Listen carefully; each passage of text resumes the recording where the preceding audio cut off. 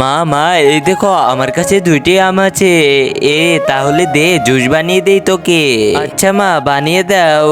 ও, কত সুন্দর করে আম কাটতেছে, একটু খেয়ে দেখি কি মজা লাগে না। হ্যাঁ হ্যাঁ, অনেক মজা লাগে। এখন এটা ব্লেন্ডার করে নি। এই তো 4টা গ্লাস রেখে গেলাম, এই 4টা গ্লাস ভরে দিবে। কি 4টা গ্লাস? এই তো ভরা শুরু করি, কিন্তু হবে না মনে হচ্ছে।